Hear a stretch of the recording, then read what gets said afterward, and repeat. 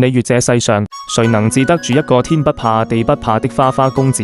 不是他爹，不是官府，偏偏是客棧裏一位看似柔弱的老闆娘。今天就給你講一段賠了家產又蝕人的妙緣。在那個年代，秋實還是個浪蕩公子，來春花客棧充大爺。春花二話不說，跟秋實賭了一局，贏了他家一半房產。秋實耍賴，春花就直接搬進去住，把秋實脾氣都給整沒了。可這人啊，怕住就生出了敬意，鬥住就鬥出了感情。秋實最後來提親，理由得實在，我娶了你，你的就是我的，我也醒得天天提防你了。秋實沒想到娶春花過門，地契春花照樣捏在手裏。從此秋實服服帖帖，一起經營客棧，小日子過得紅紅火火。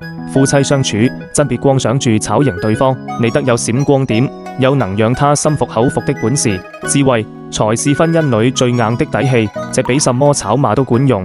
你越是不是？訂閱我的頻道，下期再見哦。